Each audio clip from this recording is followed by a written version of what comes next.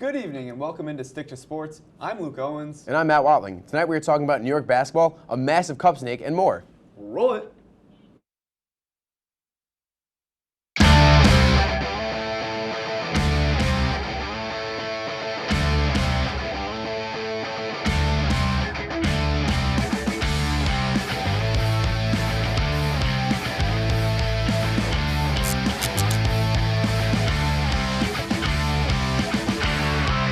The best thing we saw this week comes from the XFL, where fans at the DC versus St. Louis game made an all-time beer snake with their empty cups. My favorite part, XFL Commissioner Oliver Luck putting on that final cup. And Luke, you stole the words right out of my mouth, I should say. Shout out Oliver Luck for contributing. You saw it with Chicago, the Cubs. They were taking cup snakes away. Here in the XFL, we encourage and embrace the cup snake. And just a brilliant cup snake it is. And we were talking about it before the show. I mean, I'm wondering how long this cup snake is, how many cups were involved, because those stadium cups are pretty thin, so we're talking about a lot of cups here. I would say it's about maybe a millimeter each, and that's multiple meters, I would say, yeah, maybe even more. Bottom to top of a stadium, which is very impressive. How many beers do you think were drank to make that cup snake? A lot. I'm thinking like 3 per person. Like, that game must have been just absolutely wild in DC, and of course, Oliver Luck, the father of Andrew Luck, the retired NFL great quarterback. So confirmed Andrew Luck going to the XFL. Yeah, that's been a storyline going around. I would love to see that. And like Oliver Luck could like make a rule like don't touch my son, because like the injury He rule, could make that. Yeah, he could say that he's battled. no head injuries. Right. No, you have to touch him. It's 2-hand touch for Andrew Luck if he comes to the XFL. Andrew Luck's been on social media a lot because that guy Joey Molinaro, who does, not to be confused with the Oswego player, but he does the impressions online, has a great Andrew Luck impression. Yes, he does. And we'll move over to the basketball now. And in their last 3 games, the Lakers had defeated the Philadelphia 76ers, the Bucks, and the Clippers, 3 elite teams in the NBA. And despite sitting 3 games back of the Bucks for the best team in basketball, did this weekend prove that the Lakers are the team to beat? I think it did. I mean, you look at the Western Conference, and the Lakers are 6.5 games up on the Clippers. And, you know, my question is, will they rest LeBron? Because you got to make sure you have AD and LeBron healthy down the stretch. Obviously, LeBron's a guy that said he wants to play in every game. But to me, the Lakers are the best team in the NBA right now. And they've shown it this weekend with big wins over the Clippers and the Bucks. And to me, maybe they're not the best team in the regular season, but a lot of that's because you have a stronger conference in the West than you do the East. But I think once they make it to the playoffs, I think they are the odds-on favorite to win the championship. Despite having to play the Clippers and teams of that nature in the West, they're just so much better. And when you look at Giannis and the Bucks, they're so good, but 1 star to me isn't enough. You need 2. I love the way that the Lakers are constructed. You know, I was someone that was adamant that this wouldn't work. You have 2 superstars, you didn't have a lot left, but again, Rondo stepping up, Kuzma playing well enough, and they've done a good job with those role pieces around them. Yeah, Avery Bradley randomly playing a great game against the Clippers, and this is a Lakers team that not only good offensively, 3rd best defense in the NBA, so they really get it done defensively on both ends. You have Anthony Davis, a former Defensive Player of the Year. We know what LeBron James can do on defense. As you mentioned, you know, the West is the tougher of the 2 conferences, but I think when it comes to playoff LeBron, that's why I like the Lakers. And I think that's the biggest reason. You look at playoff LeBron and you say, look at what he did in Cleveland the year before he left. I mean, he had nobody there, no Kyrie. You didn't really have a point guard. You had J.R. Smith. And the fact that he was able to go that far was so impressive. And I think that's something that people aren't really remembering after his first year in LA where they didn't make the playoffs. And staying with basketball, on Saturday morning, news broke from Brooklyn that Nets and head coach Kenny Atkinson would be parting ways. Rumors have spread that Nets new stars Kyrie Irving and Kevin Durant were not happy with the culture that Atkinson had built. And to me, that was an absolute shock, the fact that the Nets end up parting ways with Kenny Atkinson. Obviously, they're saying that might be the rumor that you mentioned, Luke, but the Nets coming back and saying, you know, it wasn't their fault, they didn't push for this. But that's what you expect to hear from them. It kind of makes sense that they'd want this to happen. Then you look at the notes from Kyrie, and he says he wants Tyronn Lue, were the reports, and that just feels really fishy to me that Kyrie now already pleading for another head coach. Yeah, the verbiage here is very interesting because they're saying mutually agree to part ways, and I'm not saying I don't believe that, but I do think, you know, it's kind of interesting. Kyrie and KD haven't even played together yet, and they're already running their coach out of town. So to me, it's like, why not just wait till the offseason, see what Atkinson can do? They're going to make the playoffs and get probably washed in the first round, but why make this move now? Why not wait till the offseason? Well, I think it gives a chance for Kenny Atkinson to get a job. It gives him a chance to kind of reset and reformat. And also, one thing that I would say is if the Nets don't win a championship in these next 3 years, this was a completely awful experiment. It might have crippled your franchise because you had D'Angelo Russell, you had these other pieces that you really liked, and you kind of tossed it away. You tossed away a really good coach for nothing. And if you bring in Tyronn Lue, he's not a great coach. He's won a championship with LeBron, but is KD and Kyrie the same thing? Well, you know what Tyronn Lue is? He's a puppet. Kyrie Irving and KD know they can control. They know they can get their way, which is fine. But when you have a coach in Kenny Atkinson already, it's kind of a fishy thing, like you said. But they've never proven that they can master the puppet. LeBron Right. James did it with Tyronn Lue. Kyrie never had to Irving do is it. a different mindset. than KD LeBron never did it James. with Kerr, and Kyrie Irving, to your point, Luke, never did it either. Yeah, one concerning number for me for Kyrie Irving: 7 coaches in his 9 years in the NBA. Right, we'll move over now to a bit of hockey and a bit of story in broadcasting. As for International Women's Day, NBC Sports Network had an all-female crew in front and behind the cameras for the Blackhawks-Blues game on Sunday. This was the first all-female crew for a sporting event, with many more to come. Yeah, and I hope it is many more to come, because this was an awesome broadcast, and this is something where I'm thinking, you know, why hasn't this happened yet? Because you have so many fantastic female broadcasters all over and all across sports, and it was really awesome to see, and it was a really great call. I got a chance to listen to a good portion of it, and I thought everyone involved did a great job, as expected. It was so cool, and AJ Mlesko did color for the game. You saw her in the earlier sequence, and she does commentary for the Islanders, and she does such a great job. She breaks down the game so well. Jem Botterill as well was in one of the analysts, intermission analysts, I should say, and it was really fun to watch and really unique. And you're listening to Kate Scott do play-by-play, and this is the first time I've listened to a woman do play-by-play, obviously in the NHL setting. Right. And to me, that was just so interesting to see how the voice and the tone changes from a man, and she did a really, really good job. Yeah, and obviously it's a culture that needs to be shifted a little bit more towards females and giving them more opportunities, because one of my favorite color commentators in the NBA, I tweeted about the other day, Doris Burke. She's absolutely fantastic. You have people like Beth Mullins. The list goes on and on and on. So this is definitely something I want to see in the future. And then for Sportsnet, they had 3 female talents, and Leah Hextall, Cassie Campbell Pascal, and Kristen Simpson doing their game, and that was really cool to watch as well. And Leah Hextall actually wrote a story for Sportsnet talking about how she's kind of transformed her abilities from maybe a ringside reporter to now a play-by-play talent, and she's done a great job as well. And moving on to our last headline, the coronavirus has been in the news a lot recently, as many of us know. Its impact is now being felt around the sports world. It was announced earlier today that Major League Baseball will be joining the NBA and NHL, as well as the MLS, closing their locker rooms from reporters after games. Around the world, the country of Italy has already put into place rules that state no games will be played with fans in attendance. Also, the Olympics are also contemplating canceling this summer in Tokyo over the virus. And it's really crazy to see how fast these changes have been made in all sports. You look at it and you sit here and say, you know, this virus just came out, earlier this month, last month in February, and the fact that you're seeing 3 leagues now, or 4 leagues, I should say, completely shift their policies. And to me, locker room access isn't that big a deal. You're still going to be able to talk to the players. And one thing that was interesting that Michael Kay was bringing up on his show was that will we ever see baseball open up back up their locker rooms? And I don't see why not once the virus kind of dies down at some point. I wouldn't see why you don't kind of bring it back in, because baseball is always very open to the media. Yeah, and baseball is the sport that is the most open with the media, because the reporters they'll go in before the games. Like, it's part of the culture of baseball to have reporters kind of always around the locker room before games, after the games, and things of that nature. They were the first sport to allow female reporters into the locker room when that was a big issue. So baseball is one of those sports that it is not necessary, though. Obviously, this is a precautionary measure, but I wonder, if this is something that's being put in place, then why are fans still at the games? Because then you're talking about 20,000 people in enclosed spaces. I'm not a doctor. I'm just saying, to me, this, maybe more leans towards PR than actual personal safety. And then you saw in Italy, Serie A was suspended their soccer league until April 3rd, and all sports in Italy as well have been paused. Right, and we're going to take a quick break here on Stick to Sports. And when we come back, Andy will join me for his Stories of the Week and his segment, Fast Break. Don't go anywhere. You're watching WTOP 10.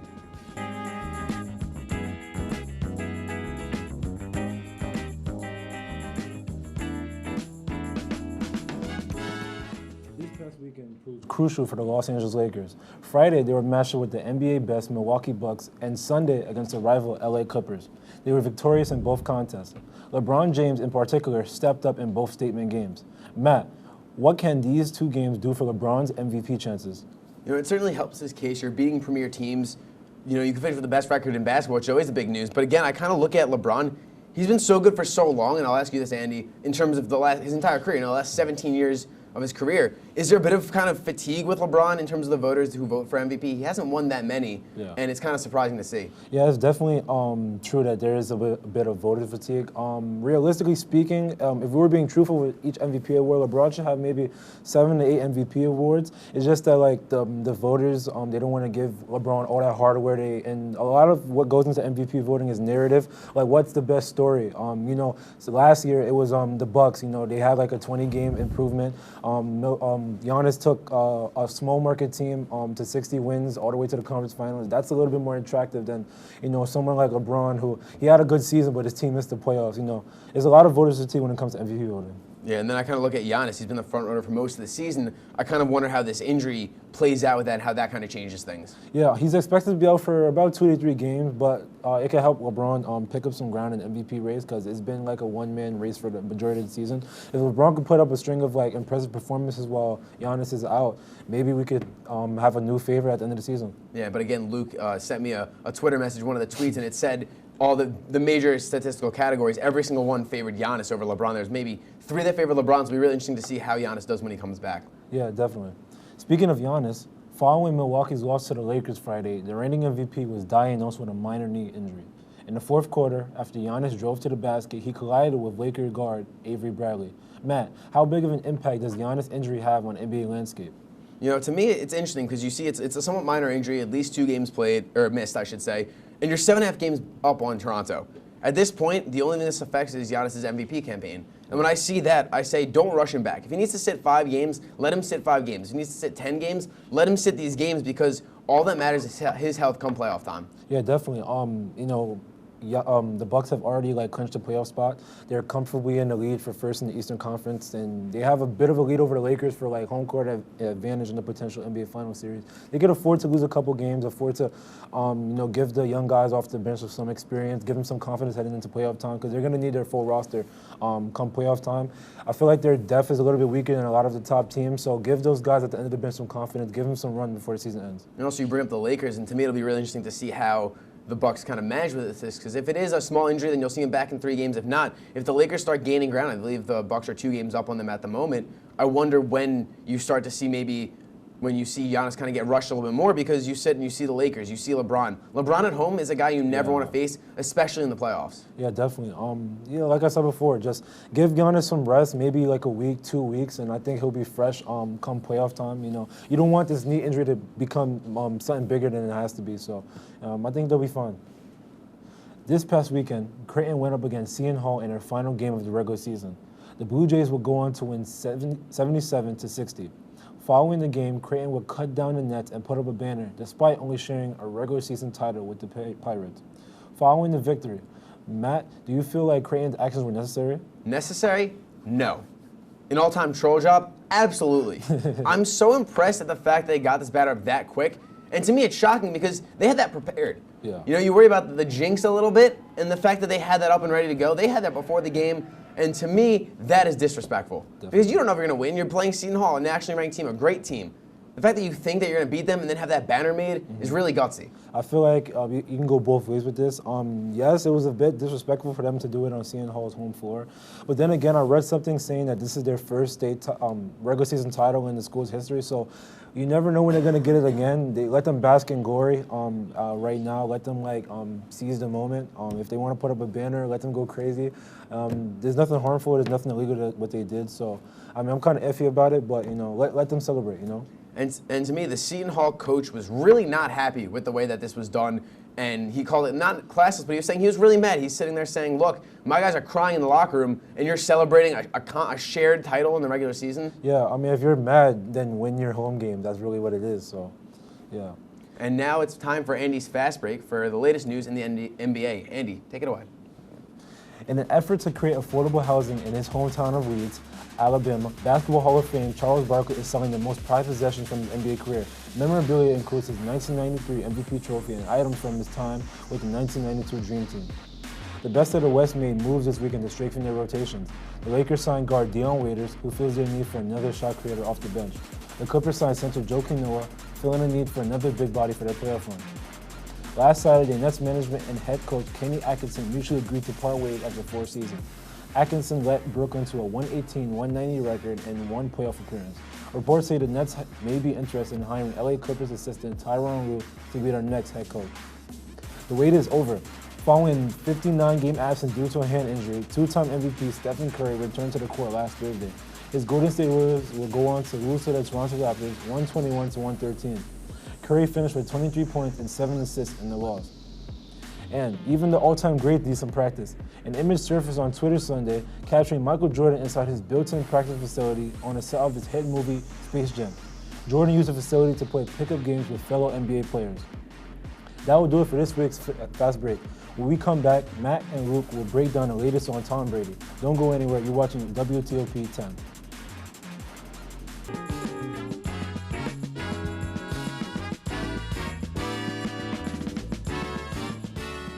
Welcome back to Stick to Sports. Last Monday, Spike Lee was seen arguing with MSG security after he was asked to walk out of the Garden and re-enter the building through the proper entrance.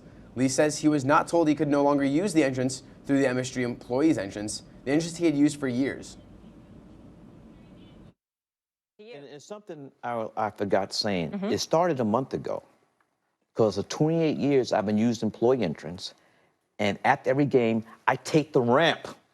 It's a circular ramp outside, inside the Garden. It's a circle. It's the shape of the Garden. You have to walk by it before we go to the media. Yes. Yes. For 28 years, my entrance has been the employee entrance. For 20 years, I go down the ramp. And a month ago, they stopped me from going down the ramp. Spike, I have a question. Yeah. And you don't know why. No, all of a sudden, they say we have a new policy out of nowhere. Here's the thing. If they had my phone number, text, email, let me know. And look, Spike, I get your point, and yes, it's fun to hate on the Knicks a little bit, but just use the other entrance from now on. No, this is ridiculous. He literally, okay, first of all, I don't care if it's an employee entrance. I know what angle you're gonna go for. I'm surprised you didn't pull up the picture where it says employees only, you know, Spike Lee's not an employee. This is Spike Lee. He's been doing it for 13 years, as he said, and Did he now say 20 years? Knicks, whatever he said, 20 years, 30 years, 50 years, he's Spike Lee. This is a guy that loves the Knicks. He shows up to every game, and you're going to disrespect him like this? How is this disrespectful? It's completely disrespectful. You changed the rules on him. You have to let him know. You're literally So from now you're on, gonna perp walk Spike Lee out of SMG. You know how bad of a look that is for the Knicks? I agree with that, but the fact that he's mad that he just has to use a different entrance now, he has to use a different entrance? Reasonable. Big whoop. Perfectly reasonable. 100% reasonable if you're Spike Lee. This is a guy Use the right door. Why do you have to change your routine, Matt? What if when we had our show, I was So like, do we oh, never Matt, change laws? We're moving our show now. We did that for radio. We We had moved a it show back for a 30 half years, hour. but we're moving the time Yeah, we now. moved the show back a half hour on also, you radio, can't come and we through moved this show you can't come 24 through that hours up. entrance. You gotta go through a different entrance. Sorry, Matt. But I know you guys these do are a rules. routine. Rules are rules for a reason. But it wasn't a rule before. They never used the Okay, rule. have we never established new rules as a society? Okay, but why now? And this is not a rule that needs to be changed. It's just a rule. He's not an employee. Just use the VIP entrance. No, I disagree. All right. Luke, anyway, the Knicks actually released a statement saying that Spike saying he's a victim is, quote, laughable, adding that he can use the VIP or regular entrance whenever he wants. And we were talking about this off air, and you thought the release itself was laughable. Yeah, this is a clown show organization, first of all. I mean, you read this statement. The Knicks, the New York Knicks, the New York basketball Knicks are calling Spike Lee laughable. This is hilarious to me. Why are you publicly feuding with one of your biggest, you could call him an investor. He's putting millions and millions of dollars into sitting courtside. He wears all his Knicks gear. He's one of the biggest names. He's probably the biggest Knicks fan in the world when it comes to name recognition. And you're going to tell me that you're going to call him laughable in a PR statement?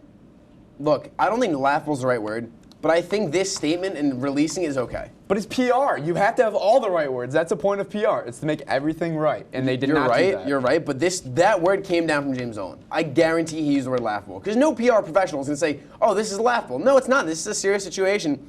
Before we heard this press release, we thought that the Knicks threw him out for some random reason. For all we knew, he was chanting sell the team with the rest of the fans.